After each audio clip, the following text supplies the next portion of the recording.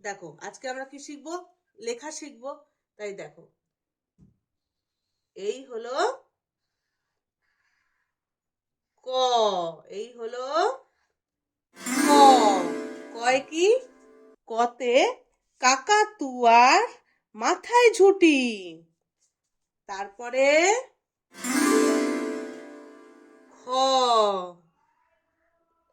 খয়ে খ্যাকশিয়ালি পালায় ছুটি।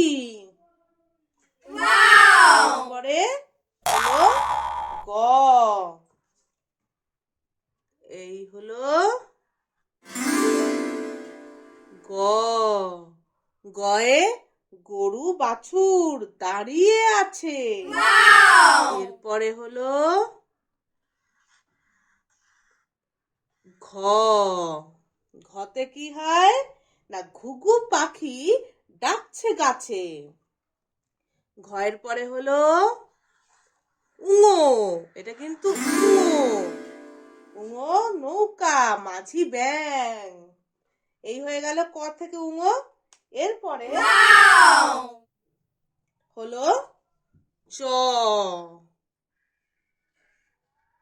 এই হলো চ, চিতা বাঘের সরু ঠ্যাং।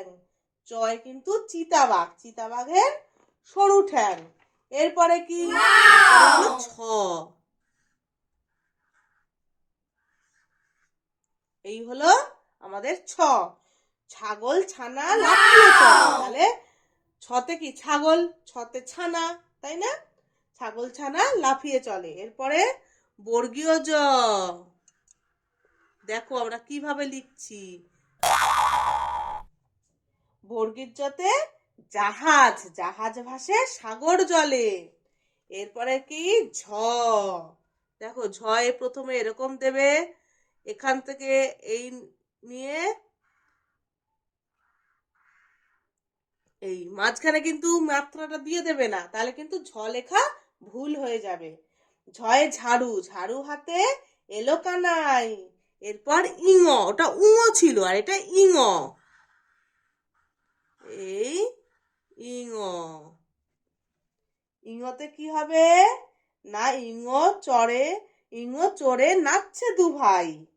আচ্ছা, ইঙর পরে কি হবে? ইঙর পরে হবে ট, তাই তো? চলো আমরা টটা দেখিনি কিভাবে লিখতে হয়। এই হলো ট,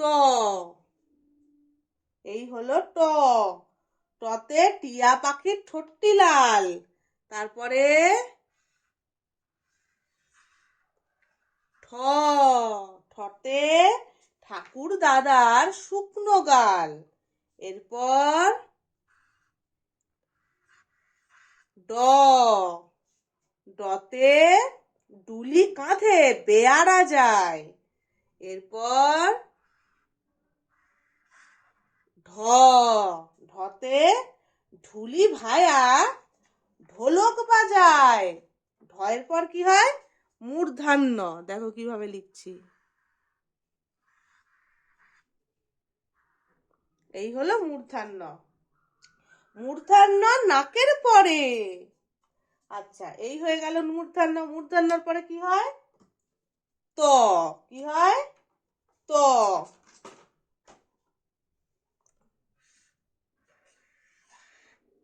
ত, ততে কি হবে? তিমি, তিমি মাছ হয় না, তিমি আপন শিকার ধরে।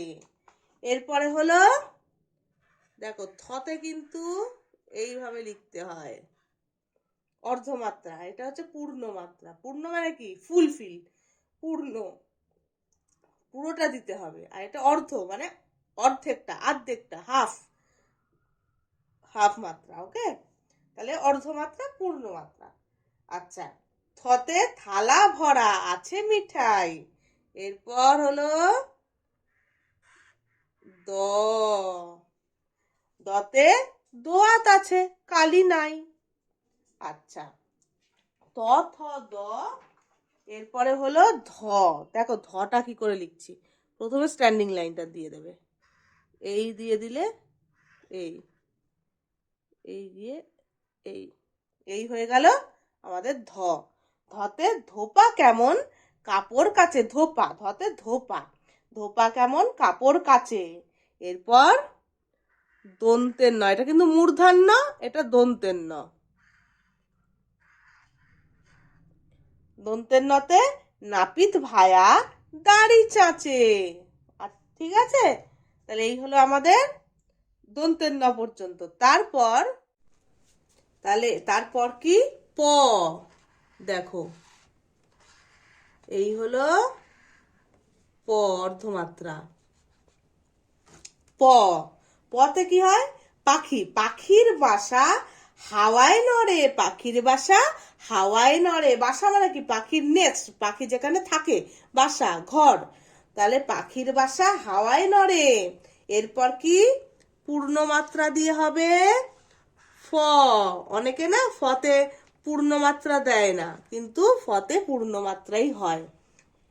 ফতে ফোয়ারা হতে জল পড়ে। এরপর কি আছে ব, দেখো কিভাবে লিখছি, এই হয়ে গেল ব। বতে কি বুলবুলিটির মুখটি কালো, বুলবুলি পাখি ওর মুখ কালো, তাহলে বুলবুলিটির মুখটি কালো। এরপর ভ, পূর্ণমাত্রা দিয়ে। ভতে ভালুক জানে বাঁচতে ভালো। এরপর ম, এই দেখো এই হলো ম। মতে ময়ূর নাচে পেখম ধরে। আচ্ছা, এরপরে কি আছে, এরপর হলো অন্তস্থ জ, অন্তস্থ জ। অন্তস্থ জতে জাতা ঘোরে হাতের জোরে। ঠিক আছে, হাতা ঘোরে, এই জাতা ঘোরে হাতের জোরে। ওকে, এরপর বয়শূন্য র, বয়শূন্য র, বয়শূন্য র, রাজহাঁসটির গলা সরু। এরপর ল, লতে লাঠির চোটে পালায় গরু। আচ্ছা, এরপর আবার কিন্তু ব, ঠিক আছে। বতে বাঘের যত সাহস চোখে, বাঘ কিন্তু চোখটাই আসল, চোখ দিয়ে শিকার করে, যেদিকে তাকাবে, যার দিকে তাকাবে ব্যাস সেটাই ও শিকার করে ছাড়বে। এই জন্য বাঘের যত সাহস চোখে। এরপর তালবস্য, এরপর কিন্তু তালবস্য, তালবস্যায় শকুন কাঁদে গরুর শোকে। ঠিক আছে, আচ্ছা, তালবস্যার পরে কি হয় পেট কাটা মূর্ধন্যস্ব, দেখো এই দেখো, ঠিক আছে, এ হলো পেট কাটা মূর্ধন্যস্ব। ঠিক আছে, ষাঁড়, এতে হয় ষাঁড়, ষাঁড় ছুটেছে পুকুর পাড়ে। এরপর দন্তেশ্ব, দন্তেশ্ব সিংহ রাগে কেশর নাড়ে। সিংহের কেশর আছে না, ও রেগে গেলে এই কেশর নাড়তে থাকে। এরপর হলো হ, হতে হাসি মুখটি দেখতে বেশ। এরপর ডয় শূন্য র, ডয় শূন্য রয়ের দফা হলো শেষ। মানে কি ডয় শূন্য র কিন্তু দিয়ে কখনো কোনো শব্দ শুরু হয় না, সব সময় শব্দের পিছনে বা মাঝখানে বসে। ঠিক আছে, যেমন পাহাড়, পয়াকার হয়াকার ডয় শূন্য র শেষে বসলো, এইরকম। ঢয় শূন্য র, এরপরে হলো ঢয় শূন্য র, ঢয় শূন্য রয়ের মাথা কামড়ে খায়। এরপর কিন্তু আমাদের দেখো, এরপর হলো অন্তস্থ, এই হলো আমাদের অন্তস্থ। অন্তস্থ দেখে ভয় পালায়। এরপর হলো খণ্ডের ত, খণ্ডের ত ওই পুষির গায়ে। এরপর হলো অনুস্বর, অনুস্বরটি হারিয়ে যায়। এরপর হলো বিসর্গ, এই হলো বিসর্গ, বিসর্গয়ের ভুঁড়ো পেট। তারপরে লাস্ট চন্দ্রবিন্দু চাঁদ, চন্দ্রবিন্দু চাঁদের মাথা হলো হেড। তাহলে এই হয়ে গেল আমাদের ব্যঞ্জন বর্ণ। আর এই যে ডয় শূন্য র, ঢয় শূন্য র, তারপরে উন্তস্ত, এই হলো আমাদের খণ্ডের ত, অনুস্বর, বিসর্গ, এরা কিন্তু সবাই শব্দের মাঝখানে অথবা শেষে বসে। যেমন ধরো আমি অনুস্বর দিয়ে বলছি, ফড়িং, ফ ডয় শূন্য রয় হস্যি অনুস্বর। তাহলে দেখো ডয় শূন্য রটা মাঝখানে বসেছে আর অনুস্বরটা শেষে বসেছে। তাহলে এরা এরকম মাঝখানে এবং শেষে বসে শব্দ গঠন করে। এই হলো আমাদের ব্যঞ্জন বর্ণ। আশা করি তোমাদের খুব ভালো লাগছে, এই জন্য সাবস্ক্রাইবও তোমরা করছো। যারা দেখছে, প্রতিনিয়ত দেখছে কিন্তু সাবস্ক্রাইব এখনো করেনি, আমি বলবো তাদের প্লিজ তোমরা সাবস্ক্রাইব করো, কারণ নোটিফিকেশন তোমরা অনেক আগে পেয়ে যাবে। তাহলে আশা করি তোমাদের ভালো লাগছে। যেখানে তোমাদের মনে হবে যে আমাদের এই সাবজেক্টটা হলে খুব ভালো লাগতো, বা আমাদের এই জায়গাটা হলে খুব, যে কোনো ক্লাস, তো আমাকে কমেন্টে জানাও, ঠিক আছে? তোমরা বেশি বেশি করে সাবস্ক্রাইব করো চ্যানেলকে, লাইক করো, ভালো লাগলে লাইক করো, লাইক বাটন এবং অল বাটন যেটা আছে সেটা প্লিজ প্লিজ প্রেস করো। তো এই হয়ে গেল আজকের সাবজেক্ট বাংলা, তার মধ্যে শিখে গেলাম ব্যঞ্জন বর্ণ। নেক্সট আমরা আরও ভিডিও নিয়ে আসবো, আশা করি তোমাদের খুব ভালো লেগেছে। Good bye.